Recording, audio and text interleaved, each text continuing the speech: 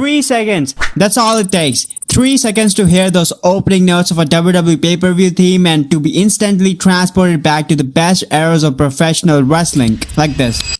What's up, FROXers, and welcome back to the channel. So if you're like me, you grew up with the WWE calendar that just felt right. Like certain pay-per-views meant certain things. They had their own vibe, their own feeling, and their own season. But now some of the absolute gods are gone. So FROXers, today we are taking a field trip back to the pay-per-views that built our fandom. The ones we miss so much it actually hurts. So we are talking about the chaotic Christmas gift of TLC, the terrifying October tradition of Hell in a Cell, and the perfect WrestleMania appetizer of Fastlane. So FROXers, if your childhood was defended by steel chairs, demonic structures, and the road to mania, you're in the right place. So smash the like button right now, and if you missed the classic PPV lineup, hit the subscribe for more weekly wrestling nostalgia, and let me know in the comments, bring them back if you agree with me. So let's get into it.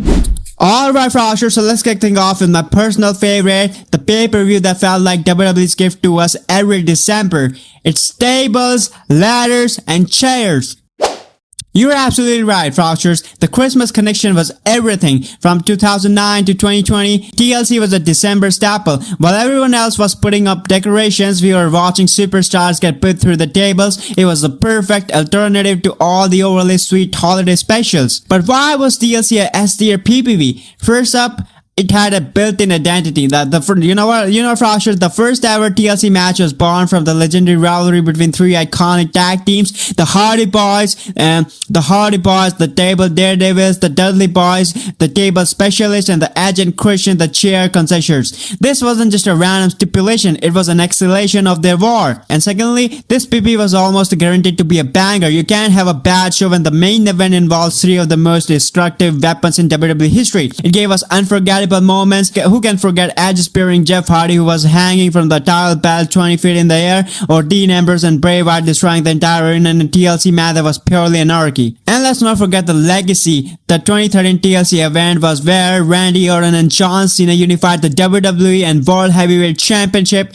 This wasn't just a carnival of carnage. It had real stakes. It was the first women's TLC match, the first women's tag team TLC match. This PPV involved with the industry. It was chaotic, it was brutal, and it was consistently successful, a golden PPV through and through. Alright FROXers, moving from the festive chaos of December to the spooky season of October, we have the structure that strikes fear into our hearts of every superstar. It's Hell in a Cell! So you hit the nail on the head. Hell in a Cell used to be scared. And all-be-all feud ender that happened every October. It felt like WWE's way of celebrating Halloween. When that red cage lowered, you knew you were about to witness something serious. It wasn't just another match. It was a spectacle. Okay? On top of that, this PPV was a home to some of the most banger matches in history because the stipulation demanded it. For example, like Shane McMahon versus Kevin Owens. Absolutely, that was a career-defining insanity. And the first ever women's Hell in a Cell match, Sasha Banks versus Charlotte Flair, that wasn't just a match, it was a historic landmark for the women's evolution.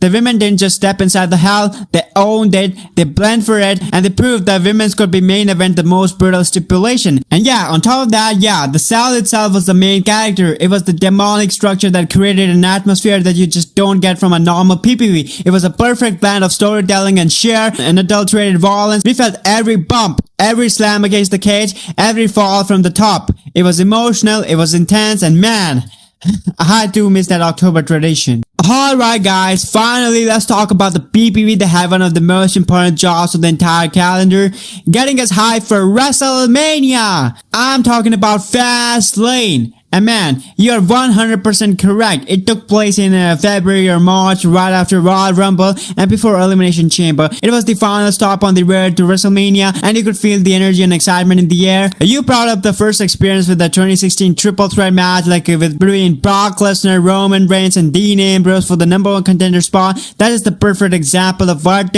made Fastlane so special. It had that anything can happen WrestleMania season energy. The stories were reaching their peak, and the card was always tagged with the must-see matches. Okay? But it wasn't just that one. Let's run through some bangers, okay? So let's take, what about that 2017 moment when Goldberg squashes Kevin Owens to win the Universal Championship in like what, 30 seconds? And what about that 2018 moment when AJ Styles retaining the WWE Championship in a wild six-pack challenge against John Cena, Kevin Owens, Sami Zayn, Baron Corbin, and Dolph Ziggler? And lastly, what about the 2023 moment when Seth freaking Rollins defending his World Heavyweight Championship against Shinsuke Nakamura in a brutal last man standing match? You know what, Frosters? It didn't need a fancy gimmick. Its gimmick was being the gateway to the grandest stage of them all, the simple high-stakes feeling of WrestleMania being just around the corner. You can't replicate that, alright? So yeah, Frosters, after reliving all the glory, it's time for my personal ranking. This is just my opinion, so let me hear yours in the comments. So, in number 3 spot, I put Fastlane, a consistently great PPV that almost delivered that WrestleMania season magic. And at number 2, I put Hell in a Cell, a terrifying, iconic, and historic spectacle that gave us some of the most brutal moments ever. And at number 1, I put the PPV I missed the most, tables, ladders, and chairs. The perfect blend of chaos, creativity, and Christmas cheer. An undeniable golden era PPV for WWE. So, Frosters, what do you guys think? Do you agree? Do you agree with my ranking? Which of these PPVs do you miss the most? And more importantly, should WWE bring back these as a standalone specials? Let me know all your thoughts down in the comments. I read every single one. And Frosters, if you had as much as fun with this nostalgic trip as I did, please give this video a thumbs up and share it with a friend who used to watch these PPVs with. It really helps the channel out. Alright, Frosters, so that's all the time we have for today.